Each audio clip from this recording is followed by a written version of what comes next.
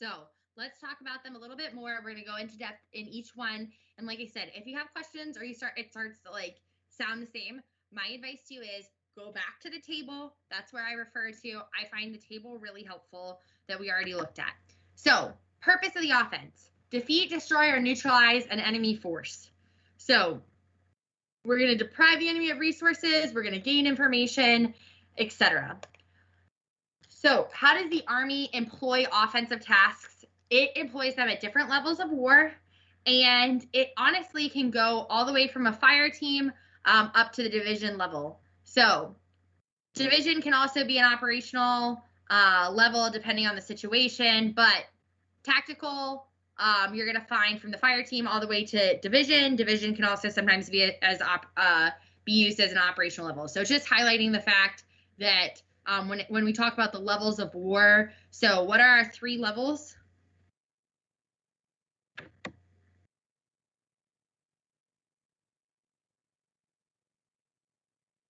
Three levels of war. Mayor Lieutenant Rodriguez? Yep, go ahead. That would be the tactical, operational, strategic. Is that correct? Perfect. So there you go. That's what those comments are talking about specifically. So it's talking about 2 out of our 3 levels, just highlighting the units that go along with that. And we're highlighting the fact that what it is that we're talking about when we talk about the offense. You want some momos? Mm-hmm. Yep. I have the iPad right there for you. Okay, so now that we're going to go into it, now we're going to talk about a little bit more about our characteristics of offensive tasks. So the characteristics of the offense are audacity. So when we're talking about audacity, we're talking about boldly executing this plan of action. So they want to produce decisive results. The offense there are bold initiatives. Then we're also talking about concentration. And the idea with concentration is that you're massing those overwhelming effects of combat power, and we're going towards this single purpose. So what do we need to do when we're talking about concentration? It means that sometimes, but really we're highlighting the fact, like, we need to achieve a single purpose, and absolutely we're massing those overwhelming effects. Then we also want to talk about surprise. So when we're talking about the offense, surprise is incredibly important because we're talking about when the enemy shouldn't know that we're coming or the manner in which we're coming. So we need to work essentially, like, be discreet, because surprise is very helpful, and also it's one of the characteristics of the offense. So audacity, concentration, surprise, and then tempo. Tempo is the idea of, it's essentially the speed at which the initiatives are occurring. And it's necessary, while tempo, it's necessary to retain the initiatives. There are some times where a faster tempo is used, which would be like it says, penetrating barriers and defenses, and destroy enemies. And then there are also times when the tempo can need to be changed in order to make sure that as commanders, we control that. So for the offense, we have audacity, concentration, surprise, and tempo.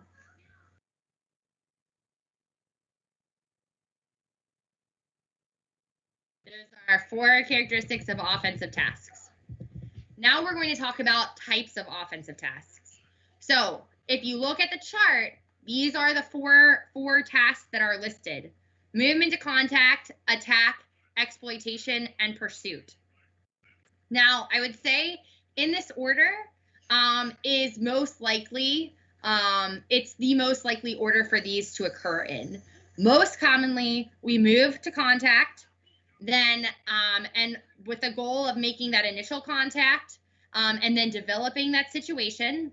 Then the attack occurs, which defeats or destroys the enemy or seizes something, or sometimes all the above. Then we exploit, So after that, it normally follows a successful attack, and it's designed to disorganize the enemy. And then finally, pursuit would catch or cut off that hostile force with the attempt of destroying it. So commonly in this order, not always the case, but most commonly in the order. These are our 4 offensive tasks, and these go right in to exactly into that chart that we showed that talks about tasks and purpose. Do you have any questions on the offense? Yes, ma'am, Lieutenant Dodd. Yeah. We've brought up combat power a few times. Is that something that's abstract, or is that something you can calculate? So what you're saying is like, is it is it something you can calculate?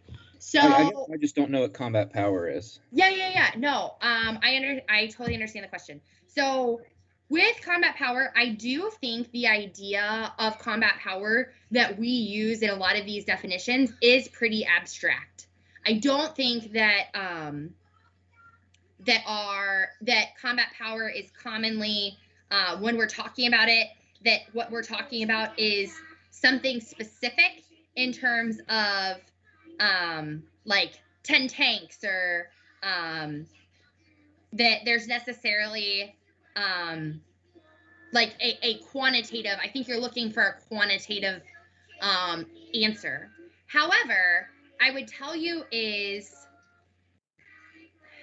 it's really the total capability to destroy something at any given time. So like, could we essentially put something against that? Sure. But the idea of it is that it's our ability to destroy something or disrupt something at any given time. That's really what combat power is about. I don't commonly hear a number with it, like, X amount of rounds or X amount of equipment or anything like that. But essentially, you could align something with it, and that would just be everything that you would be able to do to destroy or disrupt the enemy at any given time. Does that help answer your question? Yes, ma'am. Thank you much. Perfect. Any other questions before we dive into each one of these tasks a little bit more? Perfect. So, movement to contact. Designed to develop the situation, and once you move to contact, the commander has 5 options. Now, we talked about most commonly, the next option is attack. And this is the meat and potatoes of the offense. Defeat, destroy the enemy. Seizes and secures terrain, both. You have a bunch of different attacks. So hasty attacks, deliberate attacks, probably what most commonly, I always hear about ambushes. That's what I feel like that's the most common special purpose attack that people are familiar with. But attack, at the end of the day, this is the heart of the offense: defeat and destroying the enemy. And so definitely a critical one to know.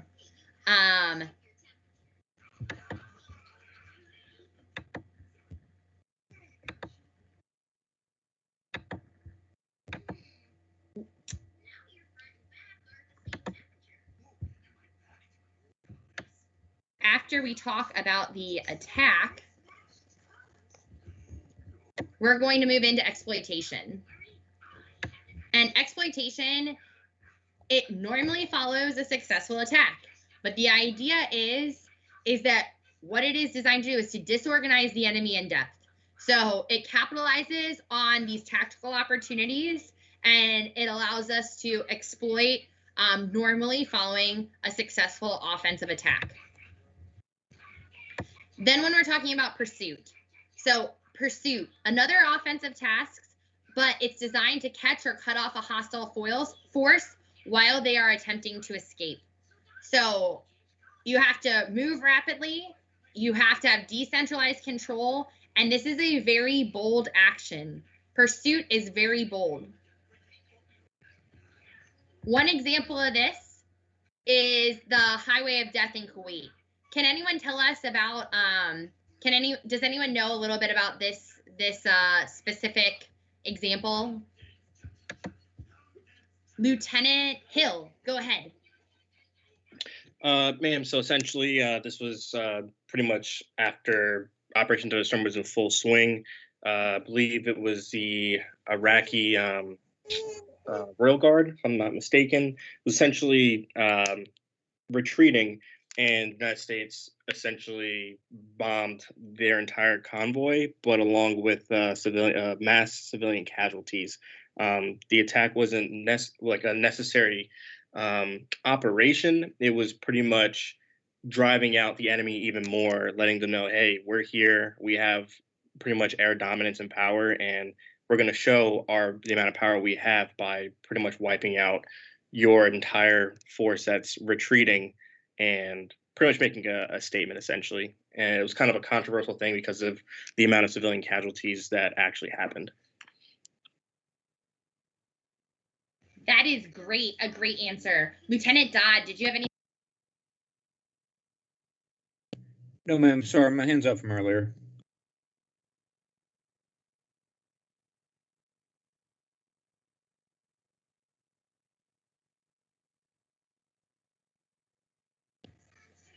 That's what they're highlighting here, and you're welcome to read more about it, is exactly what you described. They were turning around and going back. And so that's the whole point of providing this example, is that, like you were saying, they were returning, they were on the way back, and we really did just kind of capitalize on that opportunity, with them really retreating. And with that, we saw that's where this example comes into play, is that why it is such an important example of pursuit, is that they were turning around, leaving, and we did not allow that to occur freely. So very different approach, like you said, pretty controversial, and so it's known as Highway 80. That's what it notes on the picture, and the idea is that it actually runs all the way from Kuwait City to then it was Basra, which is what they highlight here, and it was in the 1990 invasion. It was used, and really, then we did end up repairing it, helping to repair it, but there were people, the Iraqi military, they were retreating, and it resulted in the destruction of tons and tons of vehicles, tons of occupants in those vehicles, and then they just ended up essentially, it ended up being just complete devastation. So you really highlighted exactly the key critical components in that story, and why that is such a good example of pursuit, despite the fact that it is definitely a little sad. So moving forward, let's talk about when we're talking about sustaining offensive tasks. So when we're talking about sustaining offensive tasks, we highlighted what do we want to do. When we talked about today, we talked about sustaining large-scale combat operations. Tell me about what we want to do and we just learned about all these things about the offense. Tell me what you think of when you think of sustaining offensive tasks.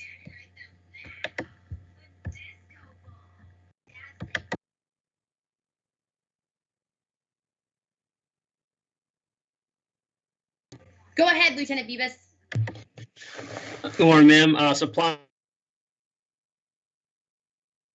all the classes to the combat arms soldiers.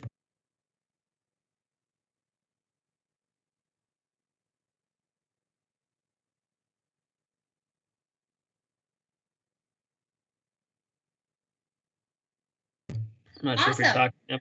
Yep. Sorry. Oh, I don't know if you were talking on mute or not. yeah, Sorry. sorry. Yes, definitely. So sustaining, lots of classes of supply. Lieutenant Sutherland, I saw your hand. Go ahead. Tell us what you think. Actually, I was going to make a suggestion, ma'am. If you select open with Google Slides, it won't keep dropping out like that. So right at the top, open with, you can do Google Slides, and then it won't keep closing on you.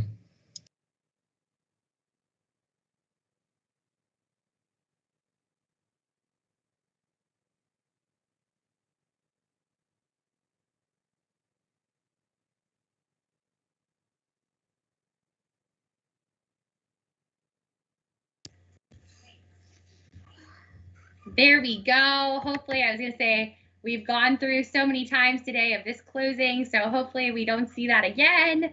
And we can move forward with that. But yes, so thank you very much. I was going to say, I always forget to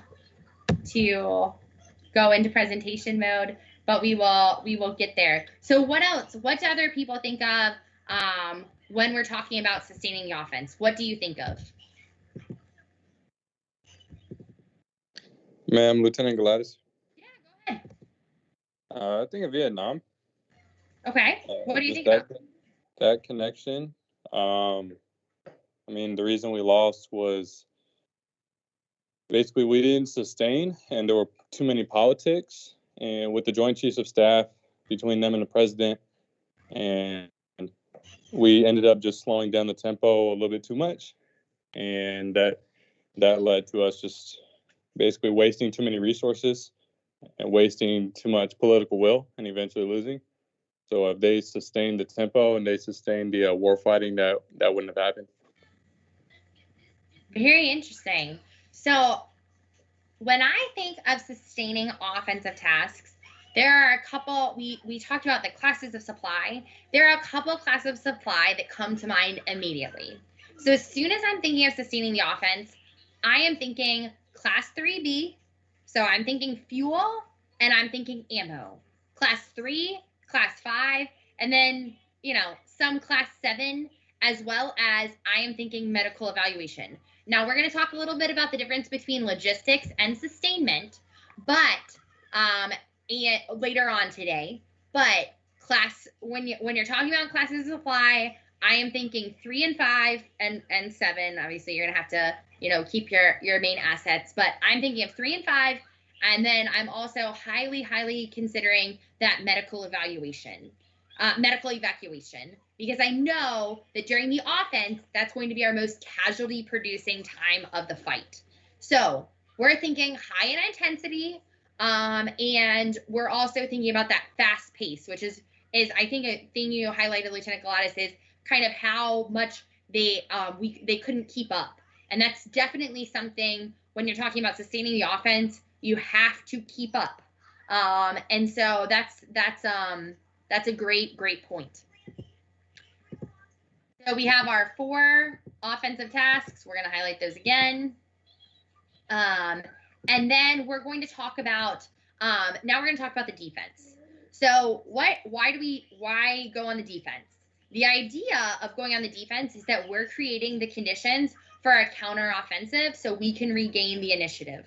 So sometimes, does it also happen, can we also need to retain key terrain?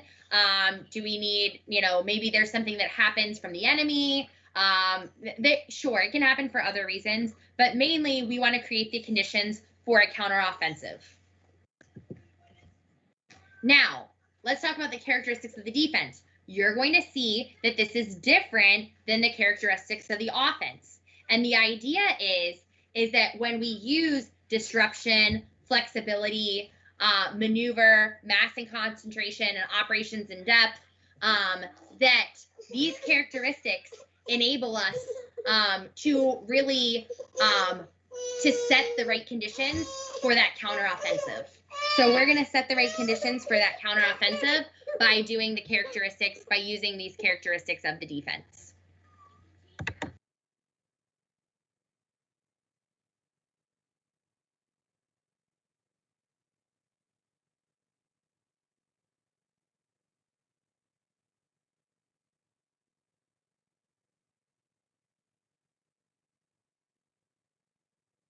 Oh man, was I muted that whole time? What was the last thing you guys heard?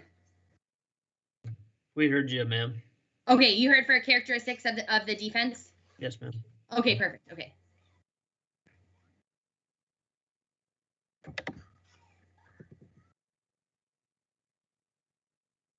So, what is the purpose of the defense? It's to create the conditions for the counteroffensive.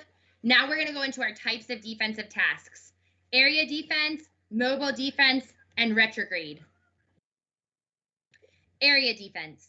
So, area defense, this is going to really, with area defense, what you want to do is you want to it's focus on retraining terrain, and the idea is that it's denying enemy forces the opportunity to or denying any forces access to this designated terrain. And with area defense, instead of, when we talk about the offense, we talk about defeating and destroying the enemy. Defense is different. Defense, we're denying that enemy access to this designated terrain. This is one example. So one example of an area defense, but what you see here is that there is a definite forward line of troops, the FLOT, and then we have a security area, our main battle area, our reserve, and our support area. But the area defense is clear in that there is definitely specific terrain. Now our mobile defense. This is different because it concentrates on the destruction or defeat of the enemy through a decisive attack by a striking force. So the striking force is a dedicated counterattack, and really this striking force is normally the bulk of your combat, the available combat power. So that combat power that we talked about, earlier, and we talked about, hey, what are we talking about when it comes to combat power? Really, your combat power is that ability. It is that ability to essentially destroy that enemy. So at any given point. So sure, the bulk of your available combat power is going to be dedicated to that striking force. Now, normally, divisions and larger execute through mobile defenses, but brigade combat teams can participate in a mobile defense. Here's one example. This gives you one example. By all means, this doesn't take into account those mission variables, but it does highlight the fact that we have this striking force present, and that this is the key, let's say the key aspect. You also have your fixing force. Here are your shaping operations, but in the mobile defense, what we're highlighting here is that striking force. Now, we want to go into our 3 forms of retrograde. So our 3 forms of retrograde, what we see is delay, withdrawal, and retirement. So delay, withdrawal, and retirement are 3 types of retrograde. With our retrograde, our 3 forms. So what do I need to know about sustaining the defense? When I think defense, tell me what class of supply you think of. Does anyone know? There's one class of supply that as soon as I hear the word defense, in my mind, Class 4. Class 4. Yep. That's barrier it. and engineering parts. Sorry? Oh, the barrier and engineering supplies. Yes. Great examples of class 4. That's exactly what I think of. So as soon as I hear defense, in my mind, I'm thinking class 4. Then on top of that, I know that defense typically has more centralized control, and that also I know that there's going to be some significant, in order to enable those offensive operations. So what is the point of the defense? We go back and we talk about What are we trying to do? What are we trying to do in the defense?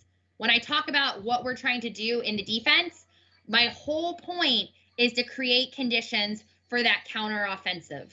So that's the whole point of the defense. So I know that as soon that there are things that I will do in the defense, especially involving logistics assets, that this will be the prime time, because I know there's going to be that more centralized control. So the movements of the material and the troops, they're going to be closely and continually coordinated and controlled and monitored. But we also need to be aware of it, because it's a time when we might do different things in the sustainment realm that we wouldn't necessarily be able to do on the offense. So it's a game changer in terms of tempo that we talked about earlier, but it just highlights the fact that the sustaining defensive tasks can really change as sustainers, and ultimately for all of us here, logisticians.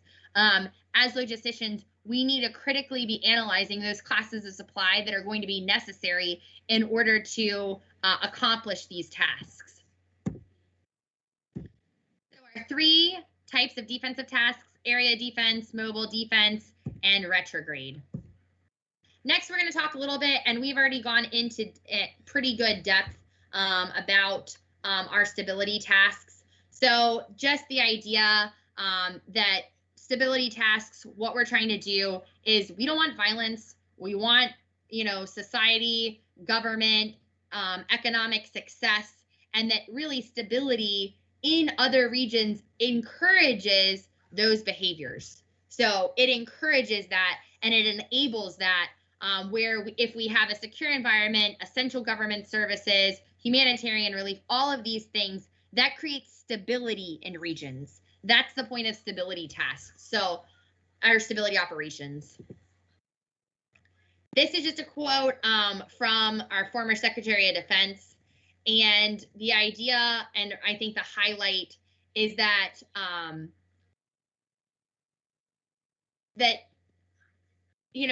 Iraq and Afghanistan, those are things of the past. And so really, we're going to have to work through local governments, and we're going to have to absolutely work in conjunction with, different organizations. We're talking about those joint operations, that the military of the future absolutely needs to take those into consideration.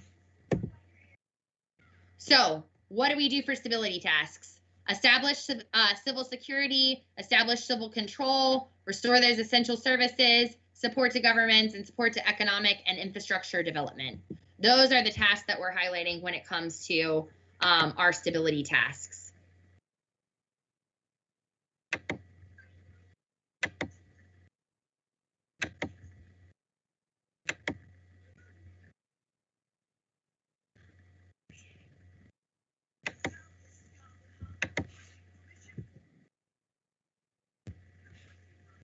So why do we have these stability tasks? Because we want to drive, we want to reduce things that cause conflict and instability in other areas. That is what we want to do. So we want to reduce conflict and instability.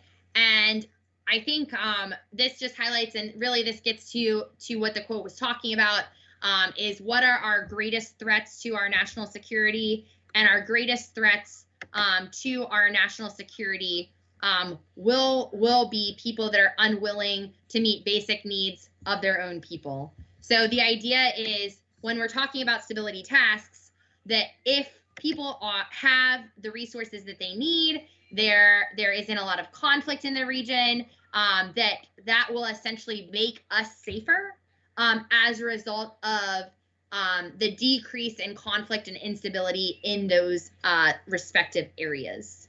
So what questions do you have on, what questions do you guys have on stability tasks?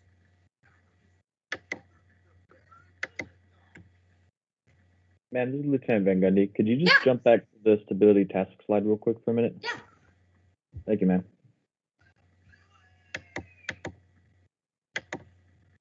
You want to talk the 5? Is this what you want to see? The 5? Yes, ma'am. Perfect.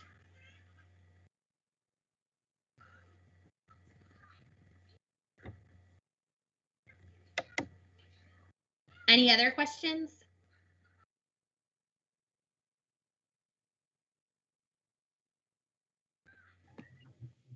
Ma'am, this might be, or this is Second Lieutenant Cunningham, this might be a little bit of a reach / something we'll talk about later, but as a transpo officer, like, what exactly would our role be in participating in stability tasks, besides obviously supplying it, but like, what would be the key things that we would need to know about, like, stability operations?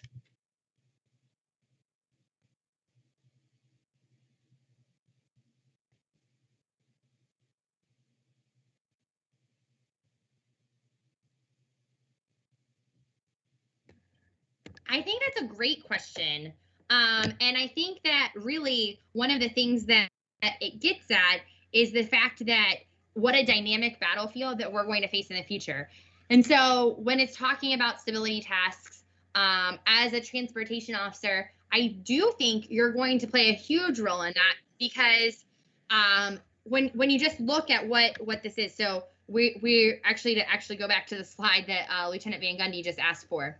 So you have your restore essential services and support to economic and infrastructure development. When you as a transportation officer are thinking about who is going to do that, you're going to play a huge role in that, because how are they going to get all that stuff there? That requires a lot of stability tasks.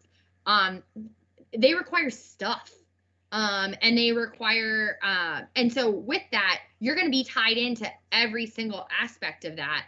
And so I think really when you're talking about stability tasks, it's going to be specifically understanding the breadth, like how wide it is that stability tasks, everything that stability encompasses, and how as running support for that, how much and how those, what your missions are, could vary as a result of that.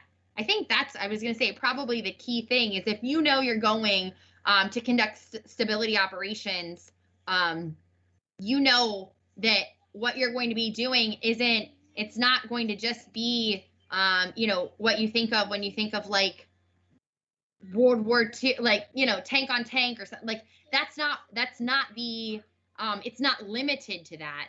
It's just such a dynamic battlefield. I think that would be the most critical thing. Thank you, ma'am. You're welcome. What else? What other questions do you have?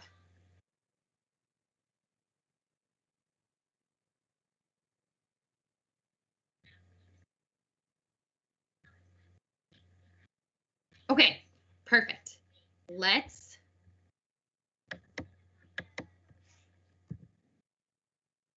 Okay, so we've already talked a lot about defense supportive civil authorities. So defense supportive civil authorities, really one thing that I don't think we've touched on yet is the fact that Department of Defense civilians, so if you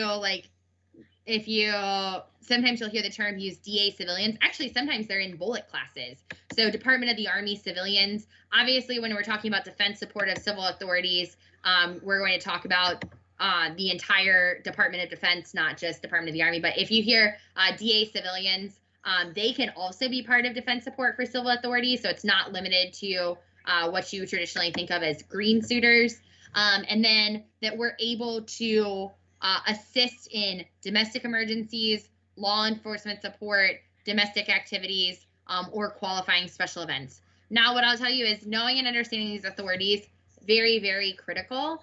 And so it's important that you know and understand that this isn't something that you should just go off and try and do on your own initiative. It has to be at the request. So, you know, always love helping the community, but not don't go out thinking you're going to plan disco on your own as a platoon leader. It's not going to happen. But just noting that, you know, if you're contractor, if you're a DoD civilian, if you're in the National Guard, And also, if you're just in the Army, you're able to conduct DISCA, and at times you will be called on to conduct DISCA. So, 4 tasks of DISCA: domestic disasters, which we talked about when we talked about the hurricanes; domestic civilian law enforcement. We talked about when the Capitol Police, domestic civilian law enforcement. Then we talked about, actually, you had a great example of chemical, biological, and radiological or nuclear CBRN instances. I remember it, but I can't think of it off the top. Who was that mentioned that? That was me, ma'am, Lieutenant Rodriguez. Yeah. What did you say again? Sorry, I forgot. I know that you mentioned a great one, but I can't remember what you said. We talked about it specifically. What was it? The Boston Marathon bombing or civil support team? Yep. The bombing thing you're talking about. Because you said you guys were actually providing CBRN support for that, right? That's what you were doing? Yes, that's correct. CBRN support, atmospheric monitoring, patrols. Those are prime examples. And then finally, we can also talk about other designated domestic support. So one of the things that we talked about was the wildfires. So actually in our class, just from our experiences alone in a class of lieutenants, so I was going to say, not always you're going to have limited experience. We have personal examples from all 4 of the 4 core tasks of DISCA, which is super, super cool. And it just highlights how real DISCA is and how much you're going to see it in the future. So here are some good examples of those. This just goes more into depth about these 4 tasks, because examples of all of those, and that's good information to know. So why do we do DISCA? We save lives, alleviate suffering, protect property. Now this slide highlights the difference. Like we said, do we note there's a lot of overlap in stability and DISCA? Of course, you're going to use a lot of the same skill sets in both of those. Stability, OCONUS. Defense Support of Civil Authorities, CONUS. So yes, we highlight the fact that there are differences, but yes, there are a lot of similarities. Now, what do we go through? Defense Support of Civil Authorities. The idea is that DoD provides the support to civil authorities for domestic emergencies, law enforcement, and we talked extensively and gave examples of all 4 of those DISCA tasks. I am confident. Does anyone have any questions about DISCA? I was going to say, I feel confident that we've covered, even though it might not have been on the slides, just in our discussion alone. I am confident in everyone's understanding. Unless you have any questions. Do you have any questions about DISCA?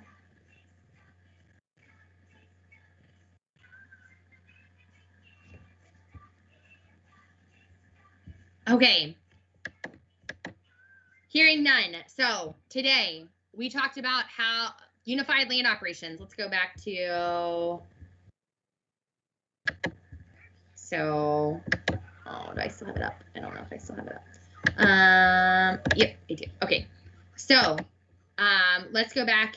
We're talking in summary, but I really like talking in summary about this chart. I think the chart helps the most. So today we talked about how, and you guys, can you see my ADP 3.0? Yes, ma'am. Okay, perfect. So we talked about how unified action, that the Army's contribution to joint operations is unified land operations. Then unified land operations are executed through decisive action. What are our 4 key components of decisive action? Offensive, defensive, stability, and DISCA. Exactly. So decisive action, and then all of this is guided by mission command. So we really went through and highlighted the fact that all of these kind of work together. I like starting and ending on the table because I think that it makes a lot of sense. So we go through. What other questions do you have about DISCA? Do you have about stability? Do you have about unified land operations? Are there any questions, concerns, anything else that you want to know about this topic? I had a question about that graph that's underneath that decisive action and mission command, ma'am. Yeah. Can you just go over that little graph again, please? This right here, the Just right there. which right here. Yes. This one, yeah. So do you want to know specifically about this part? I mean, you said something at the beginning. I kind of missed it. I don't know if you can just go over briefly over it again. Okay. Do you want me to start from unified action, or do you want me to start from the bottom? Just the bottom. The bottom. graph. Okay. So the whole idea of the bottom part is that really unified land operations. This goes into the execution of unified land operations. That's what this bottom part is talking about. So when we're talking about our tenants and we're talking about our principals, we're talking about unified land operations. So when we're talking about unified land operations, which actually brings us back to our slides as well. Let me.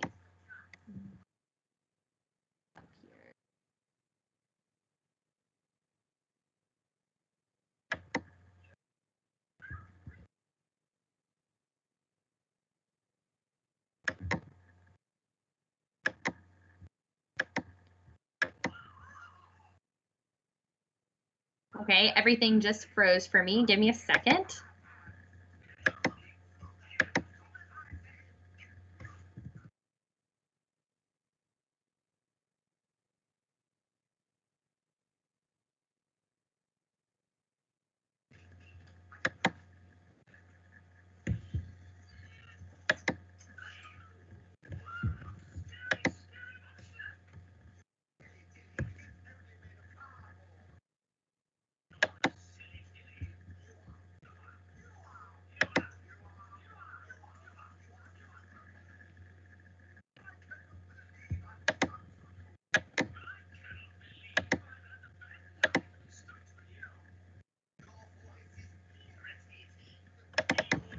Okay, so just quickly, I actually think when we're talking about highlighting what goes into unified land operations, I actually like the slides for this part. You see unified land operations. So the idea that unified land operations, what it is that they are, and we highlight that fact. With unified land operations, we have the Army's 2 core competencies. So unified land operations, that's our peace and joint operations. That's the Army's piece. When I say our piece, I'm talking about the Army. The Army's peace and joint operations. Under that, the Army has 2 core competencies. So combined arms maneuver and wide area security. And the idea is that unified land operations are executed through decisive action and guided by mission command. Now, when we go down into this chart, then we're talking about, then we switch back, then we're talking about our tenants. All of these things in here are talking about unified land operations. So let me show you back to the chart.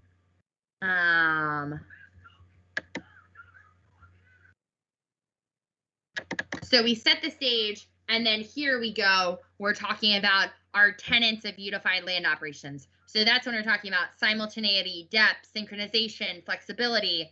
And then we go through and essentially,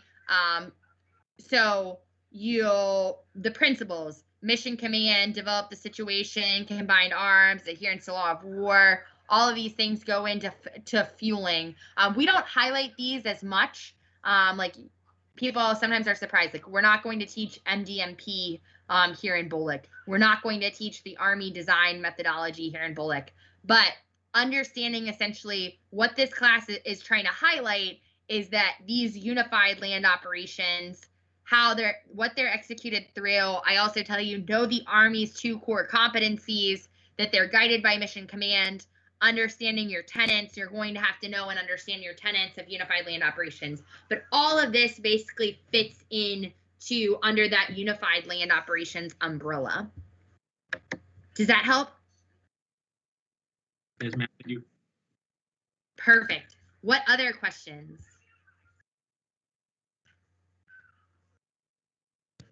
Man, Lieutenant Rodriguez, you said we're not going to learn about the military decision-making process here in Bolic? No. If you're interested in MDMP, I like MDMP just because I was gonna say I always think how the Army goes about things. There's always whether you agree with it 100% or not, I like learning about it. So if you're interested in learning about MDMP, I'm happy we can like do some additional classes in under mentorship. But if you look at your entire schedule, you're not going to see an MDMP class. But you will learn about it in career course. What else? What else do you want to know about?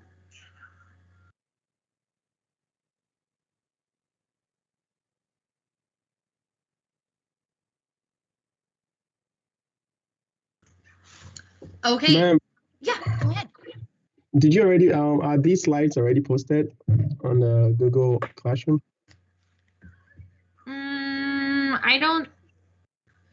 Yes, ma'am, they are. They are. They were posted a long time ago, but I posted a picture of it in the group me. So if anyone's confused, just go to the group me and I posted where it is.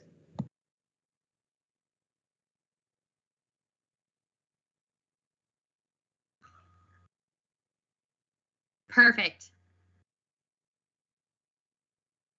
So under sustainment overview, unified land operations, sustainment brigades, and log stats, joint mortuary, these are the majority of your slide decks for TAC log are in that post. Perfect. Any other questions, concerns? Awesome. Okay. Well, that's all I have for you for unified land operations. You guys are tracking lunch formation. Oh, yes, Lieutenant Benson, go ahead.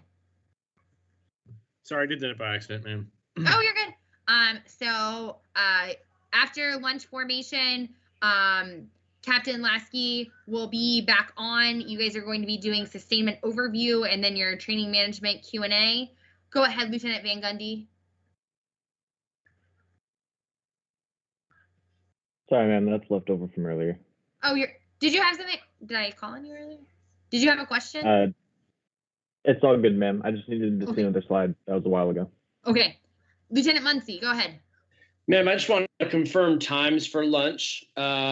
We've been having 12 o'clock for the bus and then 12:20 for the hit time. Is that still correct? That's going to be good. So like I said earlier, I was tracking that we weren't allowed to go in early, and now I'm tracking that for breakfast and lunch it's fine. It's just dinner that's the issue. So I don't anticipate if we continue to have issues, then we'll change like I said, like we don't want to waste anyone's time. So then we'll alter the formation time. But as of what I'm tracking from the DFAC this morning, we should be good to roll at 12:20 instead of having to adjust like we thought we did this morning. Roger, ma'am. Thank you. Perfect. Any other questions? I see another question. I see another hand, but I can't tell who it is. Lieutenant Hernandez, go ahead. Hello, ma'am. Can you verify the time for the next block of instruction?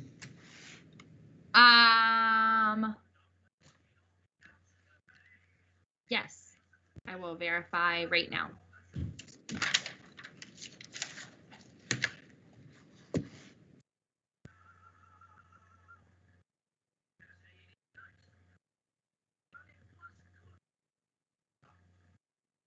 What other questions while I'm verifying? What other questions do you have?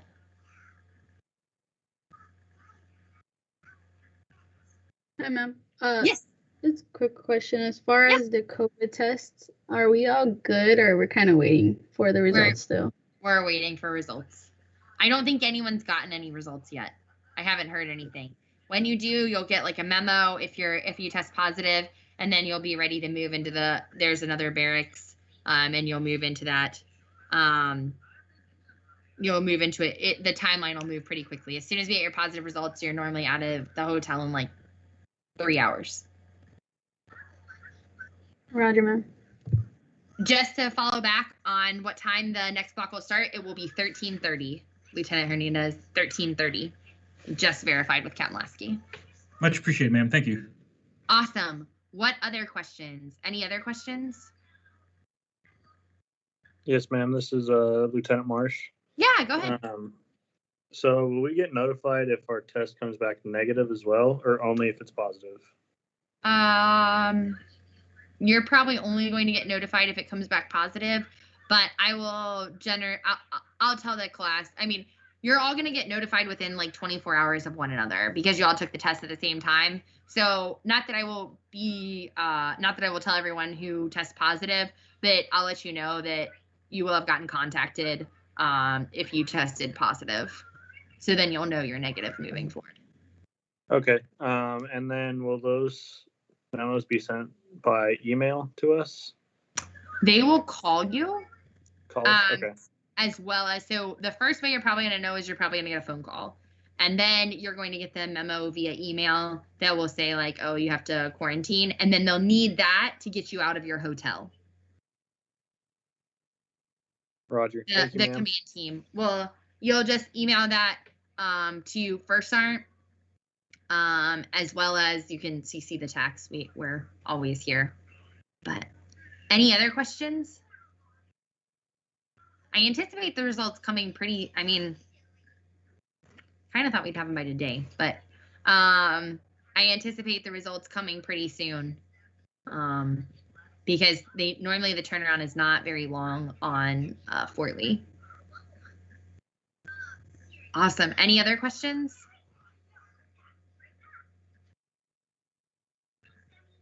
Okay, hearing none, that is all I have for you. Make sure that you are at formation at 12:20 with Captain Lasky, and formation might actually be with Captain Jarzen, and then be ready. Either Captain Lasky or Captain Jarzen, I can't remember off the top of my head who's doing lunch formation, but it'll be there. They'll be there at 12:20. As soon as they're done with that lunch formation at 12:20, then you'll be ready to go back into the classroom at 13:30. When I say back into the classroom, I mean back into MS Teams, back here for sustainment overview with Captain Lasky. Awesome. Have a good day. Thank you very much for all your stories.